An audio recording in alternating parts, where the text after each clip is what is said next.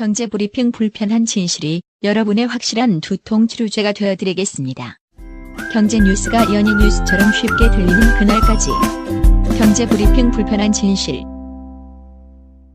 경제브리핑 불편한 진실 3월 7일 순서 시작하겠습니다. 박 PD는 어제 잠 잘 주무셨어요? 잘 잤죠? 저는 매일 잘 자거든요. 그래요? 저는 어제 잠이 안 오더라고요. 왜요? 너무나 기뻐서. 기쁜데 왜 잠이 안 와요? 기쁘니까 잠이 안 오죠. 기쁜 얘기가 한 가지가 아니라 여러 가지가 있는데요. 그중 한 가지는 좀 이따 섹션 시간에 얘기할 거고요. 또 한 가지가 있었어요. 저희 소중한 댓글이 또 올라왔는데 네. 이 댓글을 읽고 너무나 기뻤거든요. 저희 댓글 많이 남겨주시는 프레이저님이요 댓글에 이렇게 얘기해 주셨어요. 오늘은 어떤 기사를 보고 두 PD님들을 응원하기에 댓글을 쓰게 되었습니다. 지난 일요일 저녁 주진우 기자가 진행하는 스트레이트라는 방송을 보게 되었는데요. 주 기자님이 언론사에는 데스크가 있고 데스크 위에는 삼성이 있다는 표현을 하더군요. 삼성이 언론을 장악하고 자신들에게 불리한 기사는 내보내지 않도록 한다고 하네요. 이 방송을 보다가 박 PD님이 누가 내 돈을 훔쳤을까 프롤로그에 쓰셨던 그 내용, 부장이 이재용 까는 기사를 써오라고 지시했다는 내용, 그게 생각났습니다. 그리고 오늘 아침에 본 기사는 박용진 의원이 국정감사에서 이건희 회장의 차명 계좌와 관련해서 한 이야기인데요. 기자들에게 어차피 기사를 써도 데스크에서 기사를 내보내지 않겠지만 이런 발언을 했다는 내용이었습니다. 국회의원이 이렇게 얘기할 정도면 신문과 방송을 통해 진실을 알기는 어려울 것 같습니다. 물론 진실을 알리고자 하는 방송과 언론이 있다는 거 잘 알고 있지만요. 이런 현실에 대안이 될 수 있는 것이 팟캐스트라고 생각합니다. 광고를 따오기 위해 삼성에 아부하지 않아도 되고 최근에는 팟캐스트의 파급력도 상당히 크기 때문이죠. 이런 생각을 하다 보니 두 PD님이 세상의 불편한 진실을 알리기 위해 참 좋은 일을 하고 계시고 열일하신다는 생각이 들었습니다. 항상 경불진을 응원할 테니 불편한 진실을 널리 알려주시길 바랍니다. 이런 얘기를 써놓으셨어요. 이 과찬의 말씀을. 그러니까 이 댓글을 읽고 잠이 오겠습니까? 좀 잘 오던데. 그러셨어요. 아무튼요, 프레이저님 비롯해서 저희 애청자 여러분들의 응원 항상 감사하게 생각하고 있고요. 저희가 그 응원에 부응할 수 있도록 더 불편한 진실 더 낱낱이 파헤치도록 하겠습니다. 그리고 이 프레이저님은 매번 저희가 참 놀라운 게 댓글을 사실 쓴다는 것도 쉽지 않아요. 그쵸? 저희 정기 구독자가 3만 분이 넘고 하루 저희 방송을 들어주시는 분들이 5만 분이 넘는데 그 중에 댓글을 쓰시는 분이 하루에 보통 한 두세 분 정도 계신단 말이에요. 그렇죠. 그럼 확률로 따지면 아주 희박한 확률인데 프레이저님은 그 희박한 확률을 뚫은 것도 정말 고맙지만 매번 쓰실 때마다 이렇게 정성이 가득한 글을 길게 또 써주시거든요. 그러니까요. 제가 너무나 고맙고 기뻐서 잠이 안 왔다니까요. 네, 막걸리 드신 거 아니에요? 막걸리가 너무나 생각났어요. 예. 그런데 막걸리보다 더 저를 기분 좋게 하는 소식들이 있었기 때문에요. 어제는 좀 자제하고 오늘 방송 저 준비하느라고 조금 늦게 잤습니다. 그 내용은 이따 섹션 시간에 알려드리도록 할게요. 결국 일 때문에 늦게 잤다는 거 아니에요? 아니, 일인데 이거는 즐거운 일이라니까요. 제가 고통스럽고서 일을 했었으면 이런 얘기를 못하죠. 그러니까 프레이저님 때문은 아니구만. 프레이저님 때문에도 기분이 좋았고 다 복합적으로 모든 게 다 하나의 원인으로 발생하진 않거든요. 여러 가지 사건들이 복합적으로 일어나니까요. 네. 프레이저님 때문에 기뻐서도 잠이 안 왔어요. 이 애둘러가는 변명 잘 들었습니다. 오늘 꼭 챙겨야 할 경제 브리핑. 이혁준 대표께서 이제 한국 다거스 이혁준 대표께서 자주 가상화폐에 대한 브리핑을 해주시잖아요. 상당히 오래되셨죠. 저희 애청자 계층 중에서 60대 이상 어르신들이 꽤 높거든요. 그렇죠. 그래서 그럴까요? 60대 10명 중 한 분은요, 가상화폐 구매 경험이 있다고 합니다. 아니, 요거는 저희보다 나으시네요. 네. 저희는 한 번도 구매한 경험이 없잖아요. 그러게 말입니다. 40대인 저희도 아직 경험이 없는데 60대의 10%가 가상화폐 구매 경험이 있다. 다소 의외죠? 거기다가 금액으로만 따졌을 때는 2030 세대의 2배 달한다고 합니다. 아, 7일 한국금융투자자보호재단이 발표한 가상화폐 이용자 조사 결과 보고서를 보면요. 60대 중에서 가상화폐 구매 경험이 있는 분들이 10.5%로 집계가 됐습니다. 20대가 아무래도 가장 많을 것 같은데요. 22.7%, 어허. 30대가 19.4%, 반면 60대는 절반 수준밖에 되진 않았지만 투자 금액은 훨씬 많았는데요. 이분들의 평균 투자금이 658만 원. 어우, 생각보다 많은데요? 비트코인으로 따졌을 때 반 개 정도 사셨다는 거예요. 어허. 20대는 293만 원, 30대는 373만 원으로 각각 나타났습니다. 그렇군요. 특히 1,000만 원 이상의 고액 투자자 비중도요. 60대가 21%로 전 연령대에서 가장 높았습니다. 아하. 300만 원 이상 투자자 비중도요. 42.1%로 60대가 역시 가장 많았습니다. 그렇군요. 보고서는요. 고령자일수록 가상화폐 투자금 중 고액 비중이 높게 나타났다. 이들이 가상화폐 투자로 노후 준비 자금을 잃지 않도록 경각심을 고취해야 한다. 이렇게 경고를 했습니다. 아니 그러니까 이게 투자금이 생각보다 너무 높은 것 같아요. 이거 네. 자칫하다가 저희가 얘기해 드렸잖아요. 상어 이빨처럼 그 이빨에 확 물릴 수도 있거든요. 네. 조심하셔야죠. 50대도 궁금하실 텐데요. 금액은요. 628만 원으로 60대와 큰 차이는 나지 않죠. 다만 투자 경험 자체는 8.2%, 60대보다 적습니다. 어허. 전 연령대에서요. 최저 수준이거든요. 이것도 의외네군요. 그리고 가상화폐를 현재 가지고 있다. 이렇게 대답을 한 비율이요. 전체의 6.4%로 나타났고요. 향후 투자할 의향이 있느냐라고 물어봤을 때 싫다라고 대답하신 분이 무려 70%로 나타났습니다. 아하. 자, 근데 저는 이번 보고서를 보면서요. 60대 분들이 과연 60대면은 인생을 어느 정도 총평할 수 있는 그런 위치에 오신 분들이지 않겠습니까? 그렇죠. 그런 분들이 일확천금을 바라고 이렇게 투자를 하신 걸까? 아니면 그렇진 않은데 시대의 환경이 이렇다 보니 이분들도 트렌드를 살짝 반영을 한 것일까? 이게 궁금하더라고요. 그러니까요. 아니 뭐 좋게 생각하면 이럴 수도 있죠. 손자 손녀들이 가상화폐 투자하니까 걔네들과 소통하고 싶어서 아하. 직접 나도 한번 해보자. 요럴 수도 있긴 한데 이거는 어디까지나 투자의 생각으로 투자적 관점에서 접근하셔야지 그냥 뭐 이렇게 투기한다거나 돈을 벌겠다 이렇게 생각하시면 진짜 상어 이빨에 꽉 물릴 수도 있다는 거 항상 명심하셔야 될 것 같습니다. 예, 손자 손녀들과 소통하는 좋은 방법은 더 돈을 덜 들이고 할 수 있는 게 있어요. 아, 뭐가 있나요?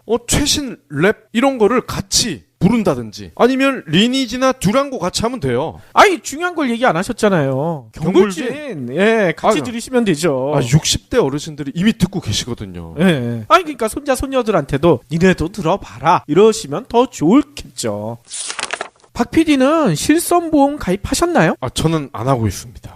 저도 실손보험 가입을 안 하고 있는데요. 이런 분들이 계시더라고요. 개인적으로 실손보험을 가입했는데 알고 봤더니 회사에서도 실손보험을 단체로 이렇게 가입하는 경우가 있잖아요. 그렇게 좋은 회사가 있어요? 가끔 있더라고요. 이러면 중복으로 보험료를 내게 되잖아요. 이런 일들이 많이 벌어지고 있으니까요. 앞으로는 이렇게 한대요. 올 하반기부터 회사에 입사하면서 단체로 실손의료보험을 들게 되면 기존에 들고 있는 개인 실손보험 이거를 중지시킨다고 합니다. 저는 예전에 잠깐 짧게 사회생활을 했을 때 제 4대 보험료를 떼먹은 사장놈은 있었는데 이렇게 회사에서 실손도 가입을 해주는 데가 있군요. 그 학원 이야기는 너무 자주 하시는 것 같아. 참 나쁜 놈이죠. 그렇긴 하죠. 아무튼요. 금융위원회가 오늘 이런 내용을 담고 있는 실손의료보험 연계제도 이걸 발표했다고 합니다. 지금까지는 단체 실손보험만 가입한 사람은요. 퇴직 후 보장이 끊기다 보니 많은 사람이 단체 실손과 개인 실손을 중복해서 가입하는 경우가 많았대요. 보험료를 이중으로 부담한다는 거죠. 그런데 실제 보험료 어떻게 되느냐? 2개 실손보험에서 가입자가 부담한 의료비 범위 안에서 분담해서 나눠준다는 거예요. 2개 가입했다고 2번 나오는 게 아니라는 거죠. 예전에 안보험도 그렇지 않았나요? 안보험도 그랬었던 것 같아요. 이런 문제가 있기 때문에요. 이거는 어떻게 되는 겁니까? 보험사가 폭리를 취하는 거 아닙니까? 그래서 앞으로는요. 이렇게 입사할 때 단체로 실손보험을 가입하게 되면요, 기존 개인 실손보험 요거 중지할 수 있도록 조치를 취한다고 합니다. 그러면 이런 걱정하시게 되겠죠. 내가 그 회사 퇴사하게 되면 어떻게 되느냐? 퇴사하게 되는 경우에는요, 이렇게 된대요. 이러면 당연히 그 회사에서 가입했던 단체 실손보험은 종료가 되겠죠. 네. 그러면 기존에 중지했던 개인 실손보험 요게 다시 재개가 된다는 거예요. 네. 그러니까 상당히 편리해지겠죠. 아니, 그런데 여기도 문제가 한 가지 있대요. 이렇게 중지 재개 제도 이게 도입하게 되면 도덕적 해이가 있을 수가 있다, 이런 지적이 나오고 있다고 합니다. 왜요? 퇴직으로 단체 실손보험이 끝났는데 개인 실손으로 전환하지 않고 무보험을 유지하다가요, 질병 진단을 받게 되면 보험금만 타내려고 뒤늦게 실손보험을 재개를 신청하는 그런 문제가 생길 수가 있다는 거죠. 아하. 그래서 이런 문제를 방지하기 위해서요, 개인 실손 재개 신청 기한을요, 퇴직 후 1개월 내로 제한한다고 합니다. 물론 이제 좋은 방향으로 바뀐 것 같긴 한데, 그래도 건강보험료를 조금 더 올리는 한이 있더라도 건강보험에서 커버할 수 있는 이 커버리지를 더 넓히는 게 좋을 것 같아요. 그렇죠. 문재인 대통령이 추진하고 있는 문재인 케어가 그거 아니겠습니까? 앞으로는요, 회사에서 단체로 가입하는 실손보험조차도 없어도 될 정도로 네. 건강보험이 보장을 해주면 더 낫겠죠. 물론 해마다 좋아지고 있긴 하더라고요.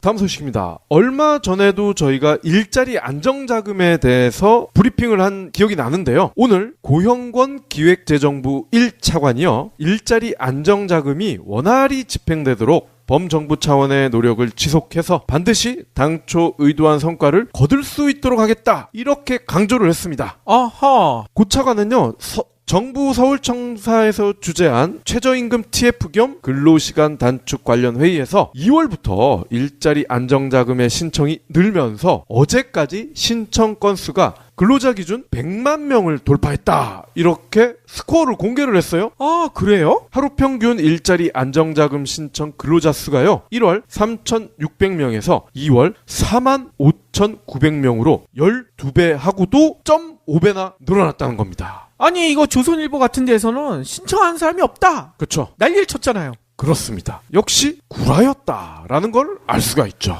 아하. 고 차관은요, 100만 명이 넘는 저임금 근로자들이 고용 안정을 유지하면서 최저임금과 사회보험 혜택을 누리게 된 만큼 소득 개선과 사회 안전망 강화 측면에서 큰 의미가 있다. 10인 미만 사업장 근로자가 일자리 안정자금 신청의 대부분을 차지하고 있고, 영세 사업주의 인건비 부담 완화에도 큰 효과가 있을 것으로 기대한다, 이렇게 말씀을 하셨습니다. 이어서 지난달 28일 국회를 통과한 근로시간 단축은 장시간 근로관행을 끊어내고 과로사회 탈출의 전기를 마련하는 등 우리 경제 사회에 근본적인 변화를 가져올 것이다, 이렇게 확신을 했네요. 아니, 최저임금 때문에 물가 올라가고 일자리 줄어든다고 그렇게 난리치던 언론들, 네. 요 얘기 듣고 뭐라고 또 변명을 할지 좀 궁금하네요. 그 기레기들이 어떤 변명을 할지 아마 내일자로 나오지 않을까요? 그러면 오늘 섹션 시작할 텐데요. 저희가 오프닝에 제가 너무나 기분이 좋아서 잠을 못 이뤘다, 그래서 오늘 방송 준비하면서도 너무나 기뻤다, 이 얘기를 드렸잖아요. 네. 어떤 이야기일까? 일단은요, 오래간만에 옛날 이야기를 한번 들려드릴게요. 여러분들 한번 잘 들어보세요. 옛날 이야기라고 했는데 그렇게 먼 옛날은 아니에요. 언제냐? 제1차 세계대전 아시죠? 네. 요게 한창이었던 1914년에 실제로 있었던 이야기입니다. 100년 전쯤이네요. 그렇죠. 벨기에에 플랑드르라는 평원이 있었대요. 근데 여기서 뭔 일이 있었느냐? 전쟁이 벌어졌잖아요. 영국군과 독일군이 막 상대방을 향해서 총뿌리를 겨누고 있었다는 거예요. 네. 제1차 세계대전 전쟁사를 아시는 분들은 아시겠지만 이때는요, 뭐 탱크나 이런 게 아니라 참호전이었거든요. 네. 참호를 깊게 파고 들어가가지고 서로 겨누고 총 쏘고, 그러다가 돌격 앞으로 하면 돌격하고, 이런 전쟁이 계속 벌어지고 있었던 그 지역이라는 겁니다. 뭐 서부전선 이상 없다, 뭐 그런 건가요? 그렇죠. 레마르크의 서부전선 이상 없다, 그런 책에도 요 내용이 자주 나오죠. 그런데 이렇게 참호전이니까 양측의 거리가 어느 정도였느냐? 겨우 90m밖에 안 됐대요. 그러니까 한 측에서 예를 들어 영국군 진영에서 크게 소리 지르면 독일군 진영에서 들리는 거야. 야, 독일 바보놈들, 뭐 이렇게 하면 독일군들이 그걸 듣는다는 얘기인 거죠. 그 정도로 가까웠다고 합니다. 아니, 그 정도로 가까웠으면 한쪽이 점령할 수도 있잖아. 근데 당시에는 서로의 전력이 너무나 엇비슷했대. 그래가지고 서로 죽고 죽이는 병사들의 아까운 목숨만 희생시키는 그런 일들이 계속 몇 달째 반복되고 있었다는 거죠. 그래서 여기에 있었던 병사들은요, 이곳은 죽음의 땅이다, 나도 여기서 죽을지 몰라, 이런 두려움 속에서 하루하루를 보내고 있었다고 합니다. 한마디로 희망이라고는 눈을 씻고 봐도 찾기 힘든 그런 지역이었다는 거죠. 그런데 여기도 전쟁이 좀 길어지다 보니 크리스마스가 다가왔다는 거예요. 네. 마침 크리스마스를 축복하려는 듯이 흰눈도 내렸다고 해요. 여기도 그동안에 너무나 희생이 컸잖아요. 거기다가 눈까지 내리고 마침 크리스마스고 양측이 너무 힘들고 그러니까 요때는 좀 우리 전투를 자제해볼까? 서로 암묵적인 뭐 얘기를 한 건 아니지만 암묵적인 합의가 벌어졌다는 거예요. 그러니까 서로 총도 안 쏘고 하루 정도 가만히 있었다고 합니다. 영국군도 독일군도 내리는 눈을 보면서 병사들이 고향에 두고 온 가족, 연인 꽤 그리하면서 오랜만에 적막감을 만끽하고 있었다는 거죠. 그런데 갑작스럽게 이런 적막, 평화를 깨는 일이 벌어졌대요. 크리스마스인데 적을 향해서 총을 쏜 그럼 멍청한 군인이 있었기 때문일까요? 혹시 찹쌀떡? 아니 여기 유럽이랬잖아. 벨기에지? 유럽에서 찹쌀떡 팔지는 않았겠죠. 저도 찹쌀떡 아저씨가. 아니 도대체 뭐였을까? 놀라운 일이 벌어졌대요. 고요한 밤, 거룩한 밤. 땡! 땡입니다. 왜 땡이에요? 나름 잘 불렀는데. 뭔지 아시죠? 크리스마스 캐롤이라는 거예요. 예. 근데 이게 이 당시에는 MP3나 스마트폰도 없었을 테고 갑자기 캐롤 소리가 들렸던데 누가 불렀을까? 독일군 진영에서요, 한 병사가 갑자기 이 노래를 불렀다는 거예요. 그러니 이 소리를 듣던 군인들이 뭔 생각을 했을까요? 죽음만 있었는 줄 알았던 이 플랑드르 평원에 이 캐롤 소리가 퍼져나가니까 영국군 진영에서도, 영국군 참호에서도 이 캐롤을 가만히 듣고 있었다는 겁니다. 네. 전쟁터에서는 전혀 어울리지 않는 이 노랫소리에 양측의 군인들이 다들 숨까지 죽여가면서 이 노래를 듣고요. 또 일부에서는 이 노래를 또 함께 따라서 흥얼거리기까지 했대요. 그리고 노래가 끝날 무렵에는 양측에서 앙콜! 또 불러달라! 이런 소리까지 터져나왔다는 거죠. 진짜 전투가 벌어진 이후, 제1차 세계대전이 벌어진 이후 처음 맛보는 평화스러운 날이 됐다는 겁니다. 그런데 또 이런 평화를 깨는 기겁할 만한 일이 벌어졌대요. 네. 요번엔 또 뭘까? 독일군의 노랫소리가 들려오니 영국군도 노래 따라 부르는 사람들도 있었다고 했고 앙콜을 외친 병사도 있었다고 했고 다들 경계감이 풀어지지 않았겠습니까? 들고 있던 총도 내려놓고 이 노래 따라 부르고 막 이러고 있었는데 이 영국군 참호 앞에 갑자기 독일군 병사 한 명이 딱 나타났대. 얼마나 기겁했겠어요.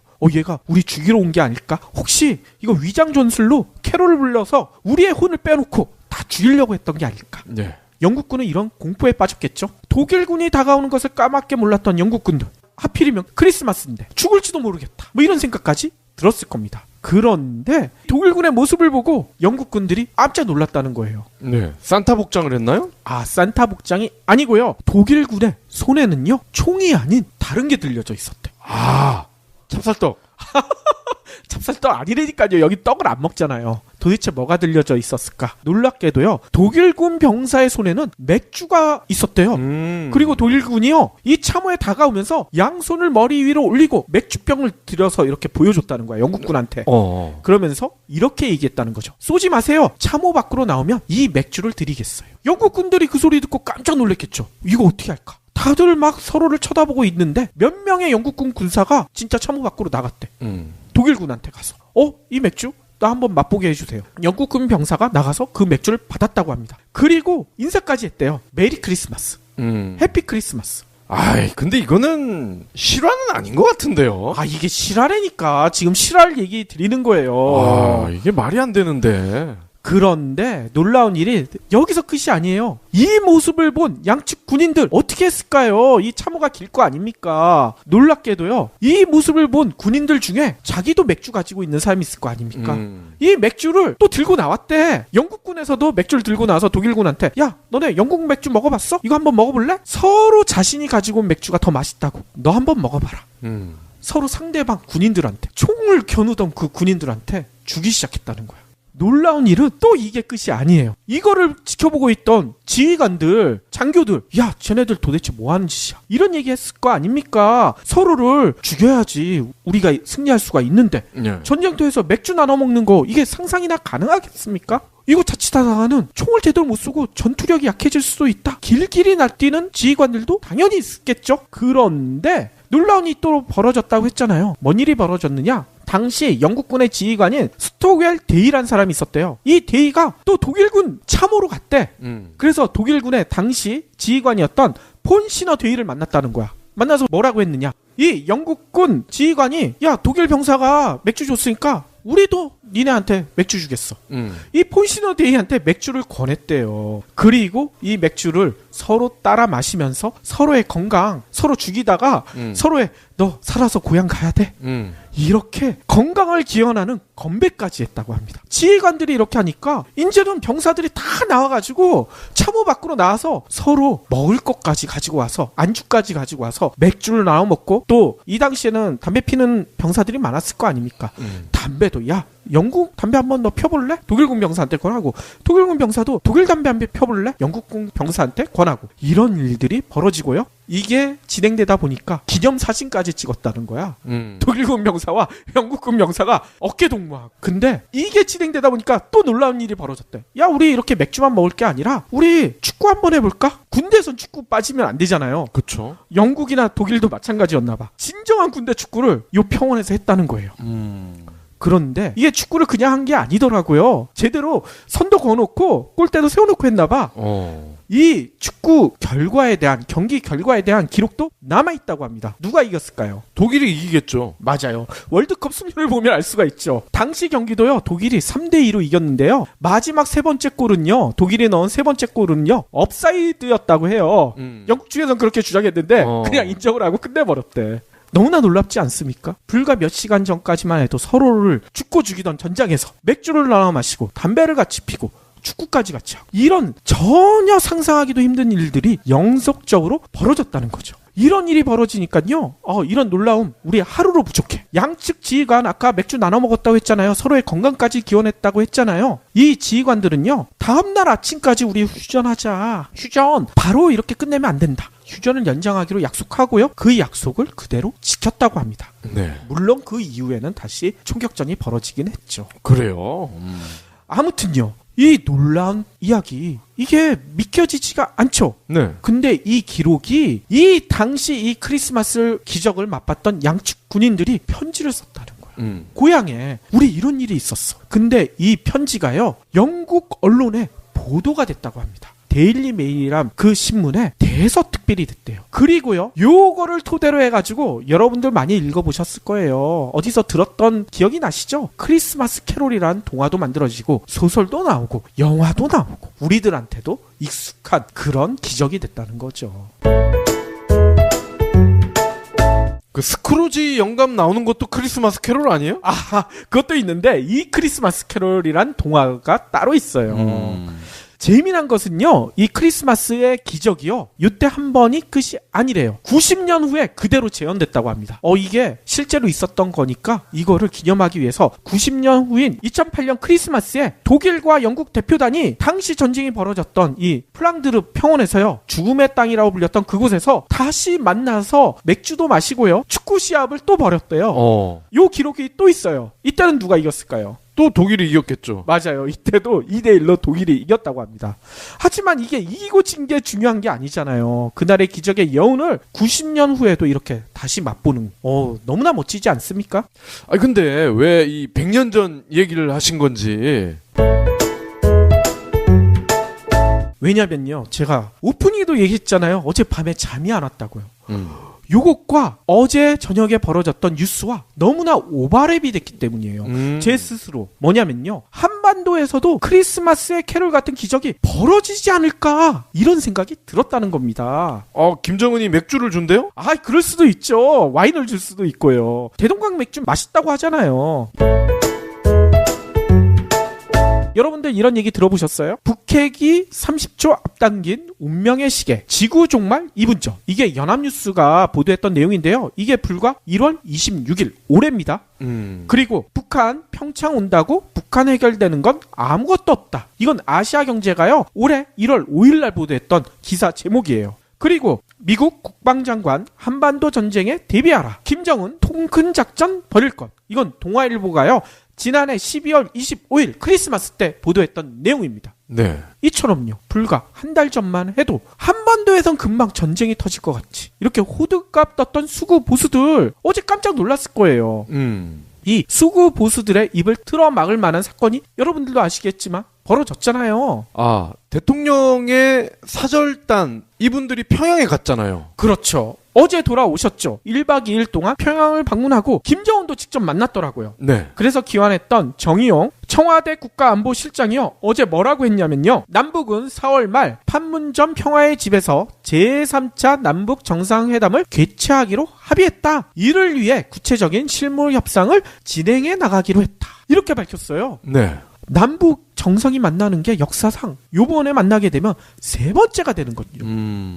2000년 6월 15일 제1차 정상회담이 열렸고요. 2007년 10월 4일 제2차 정상회담. 그리고 11년 만에 남북 정상이 회담 테이블에 앉은 진짜 세계적인 이벤트가 벌어진다는 얘기인 거죠. 앞서 두 대통령은 북측으로 가셨잖아요. 그렇죠. 근데 이번에는 판문점이라고요? 그러니까요. 이 장소에 대해서도 얘기가 많아요. 진짜 큰 상징성을 보이고 있다. 남북이 갈라진 분단 상황을 가장 생생하면서도 집약적으로 보여주는 곳이 어디겠습니까? 판문점 아닙니까? 이 판문점에서 남과 북 정상이 만난다. 이 세계가 주목할 수밖에 없지 않겠습니까? 네.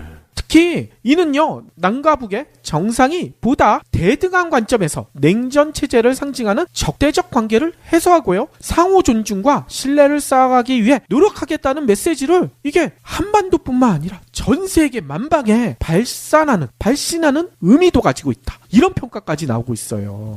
만약에 이게 성사가 되면 역대급 경호 시큐리티 시스템이 가동되는데 이것도 아주 볼거리가 될 것 같아요. 그렇죠. 왜냐면요, 김정은이 그래도 판문점이긴 하지만 우리 구역에 오거든요. 네. 남측 구역인 평화의 집에 온다고요. 한국 전쟁 이후 북한 정상 김일성, 김정일, 김정은 이런 북한 정상이 남한 땅을 밟는 게 이 김정은이 처음이야. 뿐만 아니라 김정은은 남북 정상회담을 계기로요, 국제 무대에 실질적으로 데뷔까지 하게 돼요. 왜냐면요, 김정은이 집권한 게 2012년이거든요. 이 이후에 국외로 나가본 적이 없어. 학교는 스위스에서 다녔지만 스위스 자기 다녔던 학교도 못 가봤다니까요. 근데 처음으로 외교활동 국제 무대에 데뷔한다는 거죠. 뿐만 아니라 이런 장소의 상징성 못지않게요, 또 우리가 의미 있게 봐야 되는 게 이 정상회담 시기예요. 지금 3월이잖아요. 근데 정상회담이 4월 말 엄청나게 빠르지 않습니까? 네. 조기 개최가 이루어지는 거죠. 근데 이게 이런 의미도 담고 있다고 해요. 만약에 5월에 열린다.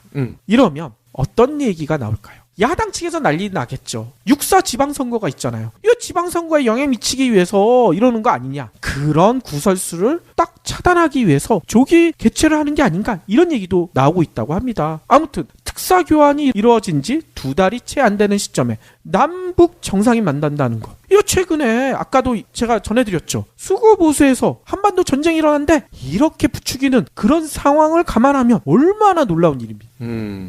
아무래도 이 평창 올림픽이 뭔가 도화선의 역할을 하지 않았을까요? 그렇죠. 그리고 남과 북도요, 이 평창 올림픽 덕분에 이뤄진 골든타임, 이거 놓치지 않겠다. 그러니까 하루라도 빨리 만나자. 이렇게 된 것 같아요. 네.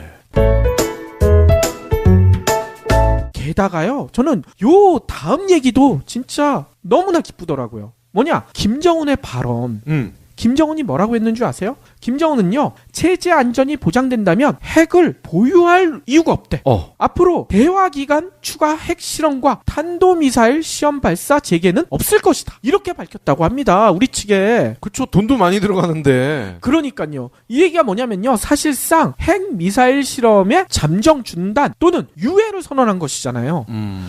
이거는 뭐겠습니까? 트럼프가 야 핵만 포기하면 니네 만나줄게 얘기했잖아요. 남북 대화를 넘어서 트럼프가 트럼프와 직접 만나겠다. 김정은이 이런 의지까지 드러낸 게 아닌가. 이런 얘기를 하고 실제로 북미 대화 이어질 가능성이 매우 높아졌다. 이런 평가가 나오고 있죠. 북미 대화도 정상끼리 한 적은 없지 않나요? 한 번도 없었죠. 게다가요, 김정은이 또 이런 얘기했어요. 비핵화 이게 선대의 유운이었다는 얘기를 지가 직접 했대. 에이? 왜냐면요, 이 선대의 유운이란 얘기는 벌써 많이 알려져 있었어요. 김일성이 죽기 전에 네. 이런 얘기를 많이 했거든요. 자기는 비핵화를 생각한다. 어... 그런데 만약에 김정은이 이 얘기를 안 꺼냈으면 정 실장이 이 얘기를 자기가 꺼내려고 했대요. 근데 김정은이 먼저 꺼냈대. 그만큼 비핵화에 대해서 의지를 드러낸 게 아니겠습니까? 이에 대해 외신들 어떻게 평가하고 있는 줄 아세요? 워싱턴 포스트는요, 중대한 반전이다. 트럼프 행정부는 북한의 비핵화에 동의한다며 북한과 대화를 고려할 수 있다고 말해왔다. 북미 대화 이루어지는 게 너무나 당연한 게 아니냐, 이런 얘기를 했다고 하고요. CNN도요, 북한이 불과 몇 달 전만 해도 미국을 쓸어버리겠다고 선언했던 것을 감안하면 너무나 놀라운 발표다, 이렇게 평가했다고 합니다. 트럼프도요, 불과 사흘 전, 이게 있기 사흘 전에 비핵화 협상에 얼마든지 응하겠다는 게 원칙이다, 이렇게 밝힌 바가 있거든요. 그래서 그런가 실제로 남북 정상회담 얘기가 들리니까요, 이렇게 얘기했대요. 트럼프는요, 트위터 계정에 북한과의 대화에 있어 가능성 있는 진전이 이루어지고 있다. 수년 만에 처음으로 진지한 노력이 관련된 모든 당사자에 의해 펼쳐지고 있다, 이렇게 말했어요. 그러면서 헛된 희망일지 모르지만 미국은 어느 방향이 됐던 열심히 갈 준비가 돼 있다, 이렇게 강조를 했거든요. 네. 트럼프가 어느 방향인지는 얘기를 안 했어요, 구체적으로. 하지만 북핵 해결의 중대 국면, 여기에서 북한의 전향적인 태도 변화, 이게 있는 게 확인되고 있잖아요. 그러면 전격적인 북미 대화 당연히 벌어질 가능성이 있다, 이걸 염두에 두고 했던 얘기가 아닌가, 이런 해석이 나오고 있다는 거죠. 트럼프의 방향은 부동산 아니에요? 아, 부동산. 그럴 수도 있지만, 그 얘기를 할게요. 트럼프가요, 실제로 북미 대화를 할 수밖에 없다는 그런 생각도 들어요. 왜냐? 저희가 지난번 방송에도 얘기했지만 트럼프는 정치인이 아니라 비즈니스맨이라고 했잖아요. 네. 트럼프가요, 이렇게 남북 정상회담으로 남북 간의 관계가 급물살을 타고 있고요, 그리고 북한과 미국 간의 관계도 좋아지게 되면 트럼프는 이 생각을 할 겁니다. 그러면 북한과 비즈니스를 해야 되겠다. 그쵸. 북한의 그 천연자원, 요거 내가 가가지고 좀 한번 해먹어야 되지 않을까? 분명히 이런 생각을 할 겁니다. 짐 로저스라는 이 미국을 대표하는 투자자, 그분이 그때도 말씀하셨죠. 남북이 통일이 되면 자기는 전 재산을 한반도에 투자하겠다. 그러니까요. 트럼프도 이쪽으로는 나름 머리가 발달이 돼 있기 때문에 당연히 동의를 했을 거고요. 자신의 적지 않은 재산을 아마 몰빵하지 않을까요? 그러니까요. 충분히 그럴 가능성이 있고요. 게다가 트럼프가 지난 시간에도 얘기 드렸지만 지금 수세에 몰려 있잖아요. 근데 실제로 북미 대화가 벌어지면 이렇게 얘기할 겁니다. 야, 내가 북한을 압박했더니 북한이, 김정은이 이렇게 나오지 않느냐. 이 북미 대화 내가 만들어낸 거야. 그동안에 북한과 전쟁한다고 했는데 내가 압박하니까 북한이 이렇게 나서 우리 북미 대화까지 했어. 오바마 정부도 못했던 거 내가 해냈어. 분명히 이렇게 얘기할 수 있거든요. 그렇죠. 이 좋은 기회를 트럼프가 놓칠 리가 없다는 거죠. 그래서요, 벌써 미 국무부는요, 이런 발표도 했어요. 이런 날이 오리라 생각하지 못했다. 대변인이 이런 얘기까지 했어요. 국무부에서 한국과 다음 조치를 논의하겠다. 북미 대화 일정 잡겠다는 이 얘기 아니겠습니까? 이렇게 되면은 워싱턴 포스트든지 뭐 AP라든지 이런 해외 통신사, 언론사의 한국 지사장 승진 굉장히 빨리 할 것 같아요. 그럴 가능성은 높죠. 아무튼요, 이런 일련의 변화 보시면요, 몇 달 전만 해도 전쟁 얘기가 나왔던 것과 한번 비교해보세요. 너무나 놀랍지 않습니까? 물론 아직도 이런 일이 있어요. 우리 이웃이라고 얘기하기도 너무나 창피한 일본, 그리고 수구 보수 언론, 그리고 아예 이 신조어가 있더라고요. 겐세이 정당. 이 겐세이 정당 같은 경우에는 우리가 속고 있는 거다, 김정은한테 속고 있다, 이렇게 목소리를 높이더라고요. 특히나 조선일보 같은 경우에는 오늘자 사설 제목이 뭔지 아세요? 한국민은 북핵 인질에서 벗어나는 건가, 또 속는 건가? 제목이 이거야. 아예 진짜 겐세이를 제대로 하겠다고 작정을 한 게 아니면 이런 제목을 쓰겠습니까? 게다가 홍준표 요 양반도요, 뭐라고 했는지 아세요? DJ와 노무현에 이어 또 한 번 세계와 대한민국을 기망하는 6월 지방선거용 희대의 위장평화쇼가 될 것이다, 이런 얘기를 했어요. 아까도 얘기했지만요, 이 지방선거용이면 5월에 하지 왜 4월에 앞당겨서 하겠습니까? 이런 얘기 나올까봐 홍준표가 그런 얘기 할 거 미리 알고 있기 때문에 이렇게 한 거 아니겠습니까? 그리고 홍준표는 총도 한 번 안 써본 양반이 그러면 지금이라도 당장 전쟁하자는 얘기인가요? 아, 홍준표도 군대 안 갔어요? 아무튼요, 이런 급작스러우면서도 반가운 변화, 우리가 이게 왜 일어나게 됐는지 그 이유도 알아야 되겠죠. 이게 가능하게 된 계기는요, 아까도 얘기했지만 평창 동계올림픽 기간에 만들어진 평화 분위기, 요 덕분이란 얘기가 많습니다. 올림픽 기간 중에 예정됐던 한미 군사 훈련이 연기됐죠. 북한은 도발을 멈췄고요. 올림픽 참가를 결정했죠. 이런 평화 분위기, 이 덕분이란 얘기가 있는데요. 이 평화 분위기를요, 경제학적으로도 한번 살펴보면 매우 의미가 있는 것 같아요. 어떤 의미가 있느냐? 예. 저희가 자주 언급하는 게임 이론 있죠. 네. 이 게임 이론의 백미 티포테 전략의 효용성이 여기서도 또 다시 증명이 돼. 너무나 놀랍지 않습니까? 몇 번 설명드린 바가 있지만요. 혹시 기억나지 않는 분들을 위해서 짧게 다시 설명드리면요. 티포테 전략 많이들 들어보셨죠? 눈에는 눈, 이에는 이. 이걸로 설명할 수 있는 전략이잖아요. 상대방의 배신에 철저히 보복하는 전략. 이건데 좀 더 설명하자면 첫 라운드에서는 무조건 협력하고 두 번째 라운드부터는 직접 라운드에서 상대방의 전략에 똑같이 따라하는 거. 이게 핵심이잖아요. 근데 이 따라하는 것이 중요하다. 요 얘기도 지난번 한번 말씀드렸죠. 네. 배신만 때리던 상대방이 정신을 차리고요. 나 이제부터 협력하겠어. 이렇게 나오면 요때 용서를 해주고 협력해주는 게 이 티포테 전략의 핵심이다. 그때 얘기했잖아요. 네. 용서가 중요하다. 그리고요, 티포테 전략을 이길 수 있는 다양한 전략, 티포테, 테스터, 프리드만, 요스, 이런 여러 가지 전략들이 도전을 해봤지만 어떤 전략도 티포테에 무릎을 꿇었다. 이 얘기도 예전 방송에서 한번 설명을 드렸었습니다. 그래서 티포테 전략을 제안했던 엑셀레도 교수는요, 4가지 조언을 하셨죠. 이 티포테 전략을 제대로 활용하려면 어떻게 하느냐? 질투하지 말아라. 질투의 눈이 어두워서 내가 죽어도 상대방에게 조금이라도 손해를 입히겠다. 이런 생각으로 행동하면 다 망한다. 절대 그렇게 하면 안 된다. 용서를 해라. 두 번째, 먼저 배반하지 말아라. 이것도 강조했다고 했고요.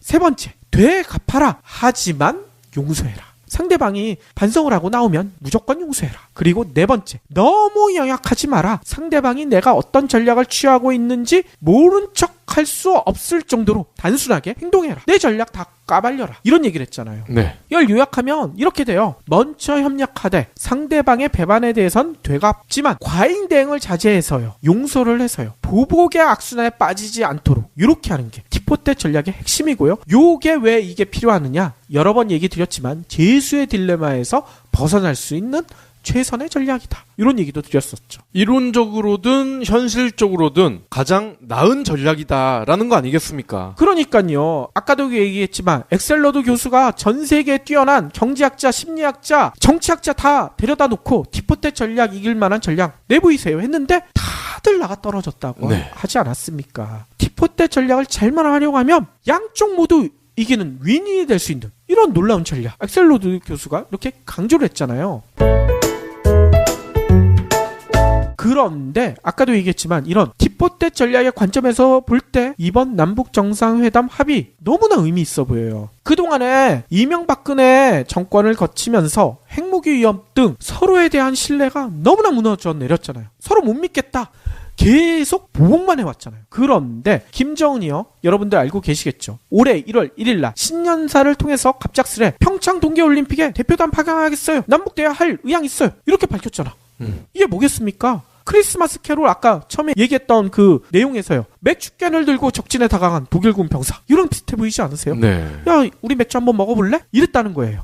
그러자 문재인 대통령 그동안에 이명박근혜면 이거 당연히 안 받아들였겠죠. 하지만 문재인 대통령은 저쪽이 저렇게 나오네? 그러면 우리도 화답을 해야지. 어떻게 화답을 했느냐? 평창 동계올림픽 남북 공동 입장 요거 하겠다. 단일팀도 한번 만들어보자. 이렇게 화답을 했던 거예요. 크리스마스 기적에서 독일군의 맥주를 의심 없이 받아든 영국군들처럼 말이죠. 그러자 김정은은 또 다시 화답을 했죠. 김정은의 동생, 자신의 동생 김여정 노동당 제1부부장을 자신의 친서를 넣어서 문재인 대통령한테 전달을 했잖아요. 그러면서 이 친서에서는 빠른 시일 내에 평양에서 뵀으면 좋겠습니다. 정상회담을 제의한 거예요. 네. 이게 뭐겠습니까? 아까 얘기했던 크리스마스 기적에서 담배 이런 보급품 나눠 가진 것처럼 우리 한번 나눠 가져보자. 가지고 있는 거 이렇게 나온 거 아니겠습니까? 북한이 이렇게 본격적으로 협력으로 2번 연속 나오니까 이걸 확인한 거 아니에요, 문재인 대통령은. 그러면 그래, 니네 협력으로 계속 나오네, 우리도 협력 계속해야지, 특사를 보내겠다, 또다시 협력의 제스처를 보낸 거 아니겠습니까? 독일군, 영국군 장교들이 만난 거 아니에요. 결국 4월 말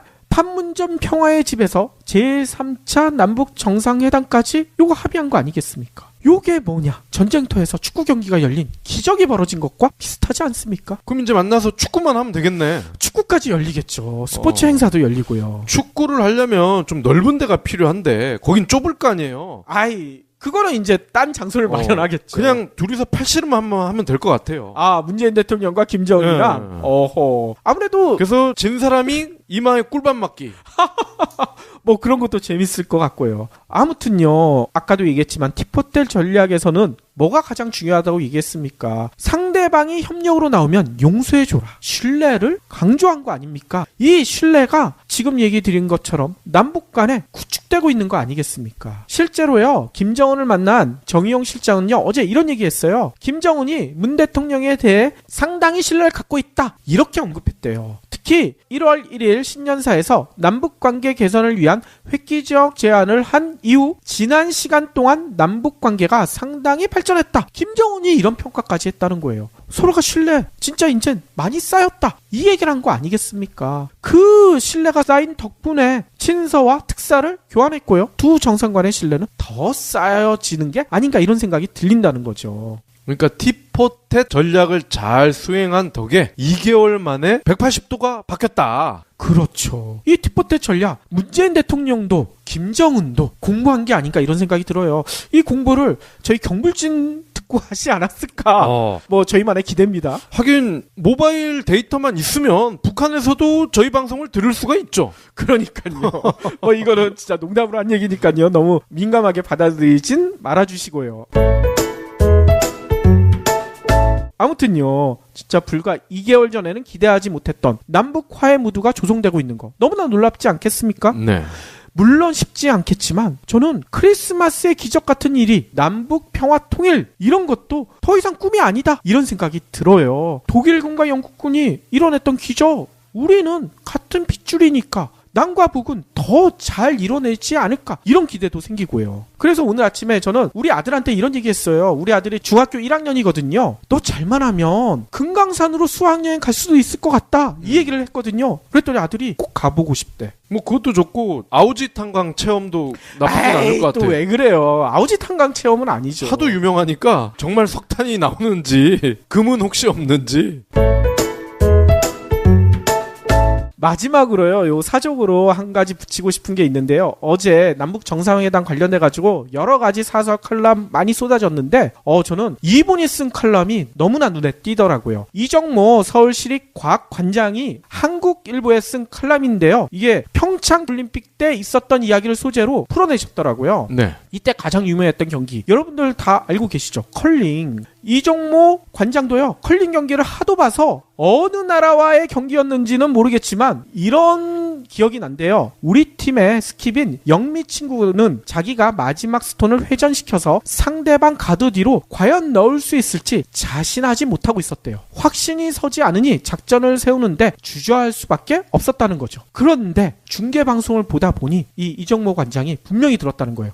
저도 들은 기억이 있어요. 뭐라고 했느냐? 언니, 그냥 던져요. 영미 동생이든지 아니면 영미 동생 친구가 한 말인데 이 얘기가 분명히 들렸다고 합니다. 이 얘기가 뭐겠습니까? 자기네가 열심히 빗질을 해서 스킵이 투척한 그 스톤의 길을 열어줄 테니 믿고 편하게 던져달라, 이걸 부탁한 거 아니겠습니까? 네. 평창 동계올림픽과 패럴림픽, 매우 성공적인 평화올림픽으로 치러지고 있잖아요. 하지만 한반도를 둘러싼 국제 정세 여전히 심상치 않죠. 지금이야말로 평화를 향한 시민들의 협력이 필요한 때인 것 같은데 대통령 혼자 스톤을 잘 던진다고 타게 될 만한 만만한 상황은 아닌 것 같다, 이정모 관장은 이렇게 얘기하십니다. 그래서요, 아까 얘기 드렸던 정의용 실장이 대학 시절 동지였대요. 근데 정의용 실장한테 이런 얘기도 들었다고 합니다. 한반도를 안전한 하우스로 만들고 거기에 우리가 던진 스톤을 쌓아 착실히 점수를 따려면 시민사회 전체가 안경 선배와 같은 스킵이 되어야 한다, 이런 얘기를 들었다는 거예요. 진짜 이 얘기가 다시 떠올랐다는 거죠. 지난해 이맘때 촛불을 들었던 시민들은 이제는 빗자루를 들고 스위퍼가 되어야 한다. 이정모 관장은 이렇게 얘기하십니다. 전쟁 위험을 부추기는 외세와 일본이죠. 주로 경고망동을 하는 자들 누군지 아시죠? 겐세이 정당 이런 자들을 부지런히 쓸어내고 닦아내야 한다. 우리의 평화는 우리가 지켜야 한다. 이정모 관장은 이렇게 얘기하십니다. 그러면서 마지막에 제안을 하시죠. 빗자루를 들고 우리 국민 모두가 빗자루를 들고 문재인 대통령에게 이렇게 얘기하자. 언니 그냥 던져요. 근데 문재인 대통령 언니는 아닌데. 언니는 글쎄요. 언니가 아니잖아. 우리는 그렇게 얘기해야 되겠죠. 형님 그냥 던져요. 너무나 멋지지 않습니까? 그렇죠. 뛰어난 투수들은 야구를 잘 모르시는 분들은 투수가 뛰어나기 때문에 성적이 잘 나올 것이다. 삼진도 많이 잡는다. 이렇게 생각을 하실 수 있지만 알고 보면요. 그 공을 받아주는 포수. 이 포수들이 어지간한 실력이 되지 않으면 그 투수가 A급 이상으로 이렇게 나올 수가 없어요. 그렇죠. 거기다가 야수들이 매번 에러해봐 그 투수가 제대로 던질 수가 있겠습니까? 그렇죠. 야수들을 믿고 던지는 그런 투수들만 특급 A가 된다. 뭐 이런 얘기도 있더라고요. 그러니까요. 저희도 문재인 대통령이 제대로 스톤을 던질 수 있도록 진짜 빗자루질을 열심히 해야 될 것 같습니다. 근데 투수는 그냥 던지면 안 돼. 어느 정도 존에 걸쳐야지 그냥 던지면 안 돼. 여기서 그냥 던지란 얘기는 존에 걸치게 잘 던지고 저희는 겐세이 정당 앞에 가서 좀 겐세이를 하고 있을까요? 네. 겐세이 하면 당군데.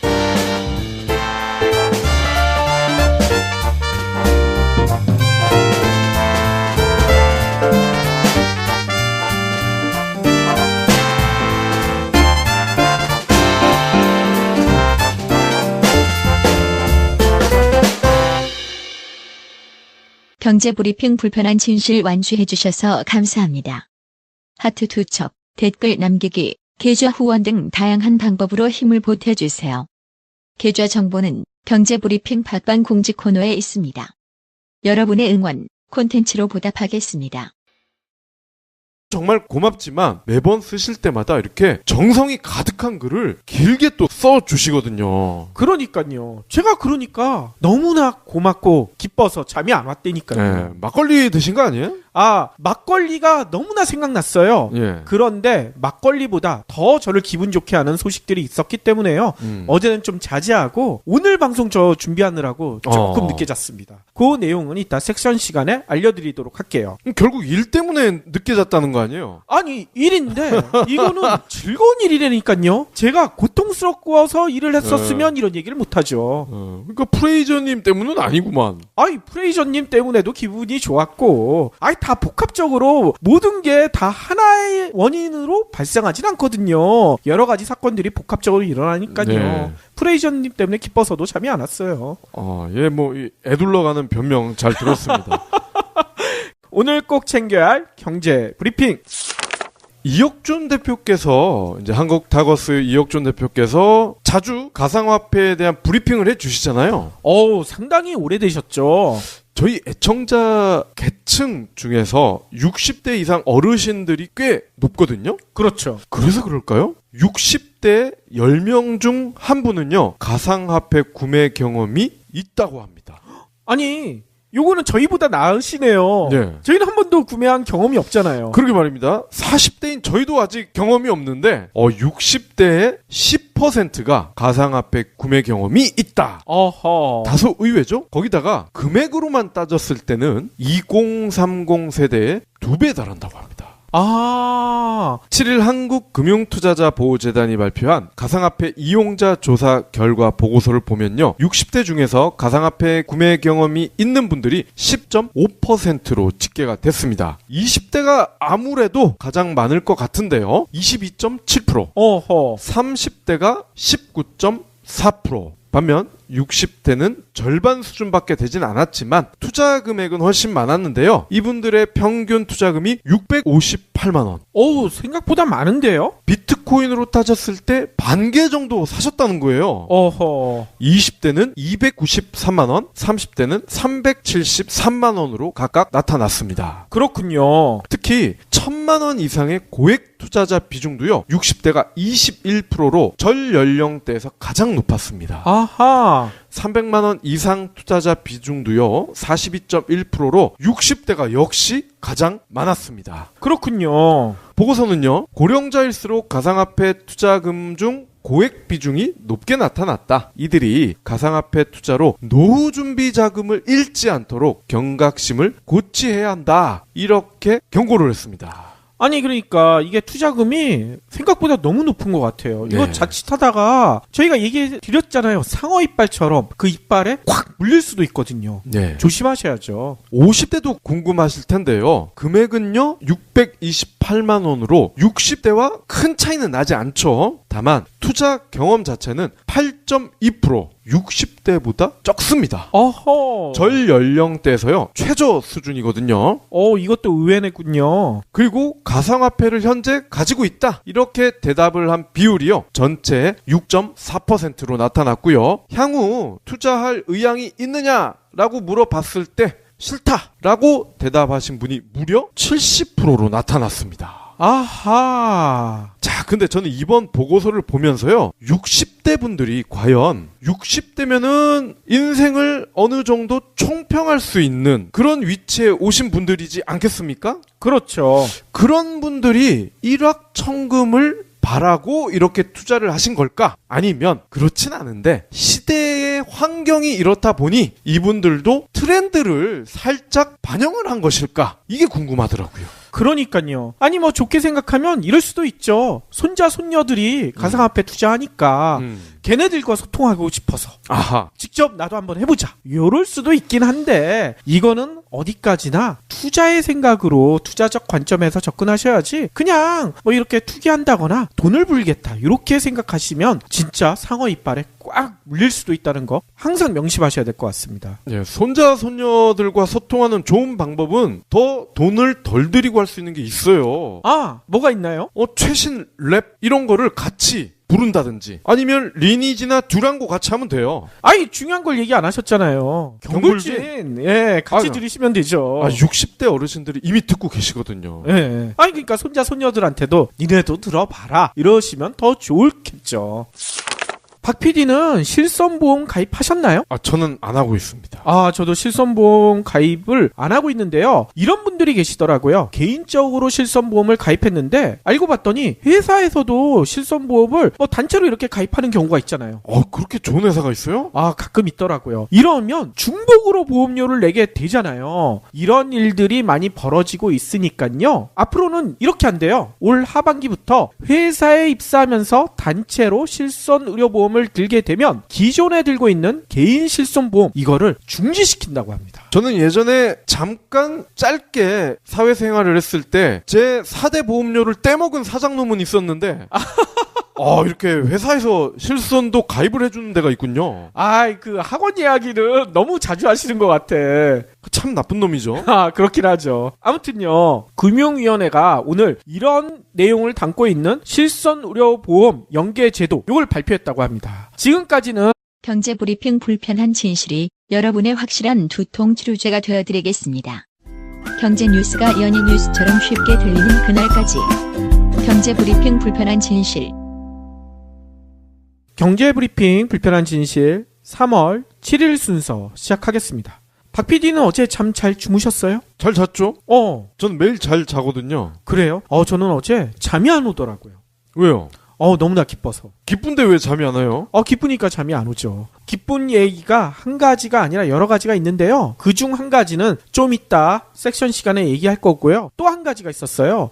저희 소중한 댓글이 또 올라왔는데 네. 이 댓글을 읽고 너무나 기뻤거든요. 저희 댓글 많이 남겨주시는 프레이저님이요 댓글에 이렇게 얘기해 주셨어요. 오늘은 어떤 기사를 보고 두 PD님들을 응원하기에 댓글을 쓰게 되었습니다. 지난 일요일 저녁 주진우 기자가 진행하는 스트레이트라는 방송을 보게 되었는데요. 주 기자님이 언론사에는 데스크가 있고 데스크 위에는 삼성이 있다는 표현을 하더군요. 삼성이 언론을 장악하고 자신들에게 불리한 기사는 내보내지 않도록 한다고 하네요. 이 방송을 보다가 박 PD님이 누가 내 돈을 훔쳤을까 프롤로그에 쓰셨던 그 내용, 부장이 이재용 까는 기사를 써오라고 지시했다는 내용, 그게 생각났습니다. 그리고 오늘 아침에 본 기사는 박용진 의원이 국정감사에서 이건희 회장의 차명 계좌와 관련해서 한 이야기인데요. 기자들에게 어차피 기사를 써도 데스크에서 기사를 내보내지 않겠지만 뭐 이런 발언을 했다는 내용이었습니다. 국회의원이 이렇게 얘기할 정도면 신문과 방송을 통해 진실을 알기는 어려울 것 같습니다. 물론 진실을 알리고자 하는 방송과 언론이 있다는 거 잘 알고 있지만요. 이런 현실에 대안이 될 수 있는 것이 팟캐스트라고 생각합니다. 광고를 따오기 위해 삼성에 아부하지 않아도 되고 최근에는 팟캐스트의 파급력도 상당히 크기 때문이죠. 이런 생각을 하다 보니 두 PD님이 세상에 불편한 진실을 알리기 위해 참 좋은 일을 하고 계시고 열일하신다는 생각이 들었습니다. 항상 경불진을 응원할 테니 불편한 진실을 널리 알려주시길 바랍니다. 뭐 이런 얘기를 써놓으셨어요. 이 과찬의 말씀을. 그러니까 이 댓글을 읽고 잠이 오겠습니까? 좀 잘 오던데. 그러셨어요. 아무튼요, 프레이저님 비롯해서 저희 애청자 여러분들의 응원 항상 감사하게 생각하고 있고요. 저희가 그 응원에 부응할 수 있도록 더 불편한 진실 더 낱낱이 파헤치도록 하겠습니다. 그리고 이 프레이저님은 매번 저희가 참 놀라운 게 댓글을 사실 쓴다는 것도 쉽지 않아요. 그쵸? 저희 정기 구독자가 3만 분이 넘고 하루 저희 방송을 들어주시는 분들이 5만 분이 넘는데 그 중에 댓글을 쓰시는 분이 하루에 보통 한 두세 분 정도 계신단 말이에요. 그렇죠. 그럼 확률로 따지면 아주 희박한 확률인데 프레이저님은 그 희박한 확률을 뚫은 것도 같은 데에서는 신청한 사람이 없다. 그쵸? 난리를 쳤잖아요. 그렇습니다. 역시 구라였다라는 걸 알 수가 있죠. 아하. 고차가는요, 100만 명이 넘는 저임금 근로자들이 고용 안정을 유지하면서 최저임금과 사회보험 혜택을 누리게 된 만큼 소득 개선과 사회 안전망 강화 측면에서 큰 의미가 있다. 10인 미만 사업장 근로자가 일자리 안정자금 신청의 대부분을 차지하고 있고 영세 사업주의 인건비 부담 완화에도 큰 효과가 있을 것으로 기대한다. 이렇게 말씀을 하셨습니다. 이어서 지난달 28일 국회를 통과한 근로시간 단축은 장시간 근로관행을 끊어내고 과로사회 탈출의 전기를 마련하는 등 우리 경제 사회에 근본적인 변화를 가져올 것이다. 이렇게 확신을 했네요. 아니 최저임금 때문에 물가 올라가고 일자리 줄어든다고 그렇게 난리치던 언론들 요 얘기 듣고 뭐라고 또 변명을 할지 좀 궁금하네요. 그 기레기들이 어떤 변명을 할지 아마 내일자로 나오지 않을까요? 그러면 오늘 섹션 시작할 텐데요. 저희가 오프닝에 제가 너무나 기분이 좋아서 잠을 못 이뤘다. 그래서 오늘 방송 준비하면서도 너무나 기뻤다 이 얘기를 드렸잖아요. 네. 어떤 이야기일까? 일단은요. 오래간만에 옛날 이야기를 한번 들려드릴게요. 여러분들 한번 잘 들어보세요. 옛날 이야기라고 했는데 그렇게 먼 옛날은 아니에요. 언제냐? 제1차 세계대전 아시죠? 네. 요게 한창이었던 1914년에 실제로 있었던 이야기입니다. 100년 전쯤이네요. 그렇죠. 벨기에에 플랑드르라는 평원이 있었대요. 근데 여기서 뭔 일이 있었느냐? 전쟁이 벌어졌잖아요. 영국군과 독일군이 막 상대방을 향해서 총뿌리를 겨루고 있었다는 거예요. 네. 제1차 세계대전 전쟁사를 아시는 분들은 아시겠지만 이때는요. 뭐 탱크나 이런 게 아니라 참호전이었거든요. 네. 참호를 깊게 파고 들어가가지고 서로 겨누고 총 쏘고 그러다가 돌격 앞으로 하면 돌격하고 이런 전쟁이 계속 벌어지고 있었던 그 지역이라는 겁니다. 뭐 서부전선 이상 없다 뭐 그런 건가요? 그렇죠. 레마르크의 서부전선 이상 없다. 그런 책에도 요 내용이 자주 나오죠. 그런데 이렇게 참호전이니까 양측의 거리가 어느 정도였느냐? 겨우 90m밖에 안 됐대요. 그러니까 한 측에서 예를 들어 영국군 진영에서 크게 소리 지르면 독일군 진영에서 들리는 거야. 야, 독일 바보 놈들 뭐 이렇게 하면 독일군들이 그걸 듣는다는 얘기인 거죠. 그 정도로 가까웠다고 합니다. 아니 그 정도로 가까웠으면 한쪽이 점령할 수도 있잖아요. 근데 당시에는 서로의 전력이 너무나 엇비슷했대. 그래가지고 서로 죽고 죽이는 병사들의 아까운 목숨만 희생시키는 그런 일들이 계속 몇 달째 반복되고 있었다는 거죠. 그래서 여기에 있었던 병사들은요. 이곳은 죽음의 땅이다. 나도 여기서 죽을지 몰라. 이런 두려움 속에서 하루하루를 보내고 있었다고 합니다. 한마디로 희망이라고는 눈을 씻고 봐도 찾기 힘든 그런 지역이었다는 거죠. 그런데 여기도 전쟁이 쪼한 단체 실손보험만 가입한 사람은요. 퇴직 후 보장이 끊기다 보니 많은 사람이 단체 실손과 개인 실손을 중복해서 가입하는 경우가 많았대요. 보험료를 이중으로 부담한다는 거죠. 그런데 실제 보험료 어떻게 되느냐? 2개 실손보험에서 가입자가 부담한 의료비 범위 안에서 분담해서 나눠준다는 거예요. 2개 가입했다고 아하. 2번 나오는 게 아니라는 거죠. 예전에 암보험도 그렇지 않았나요? 암보험도 그랬었던 것 같아요. 이런 문제가 있기 때문에요. 이거는 어떻게 되는 겁니까? 보험사가 폭리를 취하는 거 아닙니까? 그래서 앞으로는요, 이렇게 입사할 때 단체로 실손보험을 가입하게 되면요, 기존 개인 실손보험 요거 중지할 수 있도록 조치를 취한다고 합니다. 그러면 이런 걱정하시게 되겠죠. 내가 그 회사 퇴사하게 되면 어떻게 되느냐? 퇴사하게 되는 경우에는요, 이렇게 된대요. 이러면 당연히 그 회사에서 가입했던 단체 실손보험은 종료가 되겠죠. 네. 그러면 기존에 중지했던 개인 실손보험 요게 다시 재개가 된다는 거예요. 네. 그러니까 상당히 편리해지겠죠.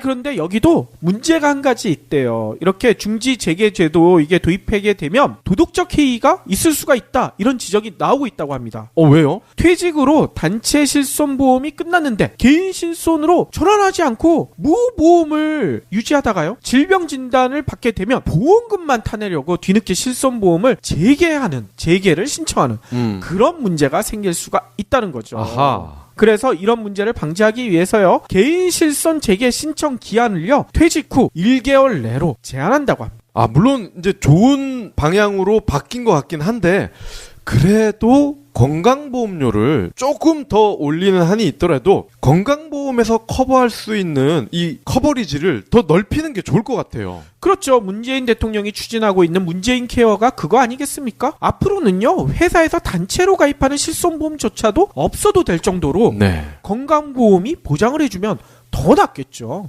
물론 해마다 좋아지고 있긴 하더라고요.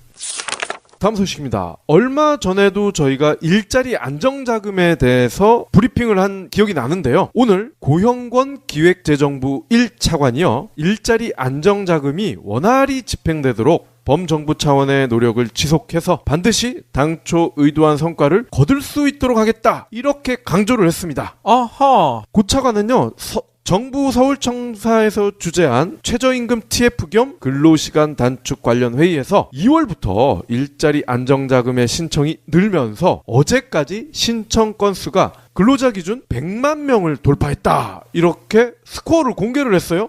그래요? 하루 평균 일자리 안정자금 신청 근로자 수가요, 1월 3,600명에서 2월 45,900명으로 12배 하고도 0.5배나 늘어났다는 겁니다. 이거 조선일보가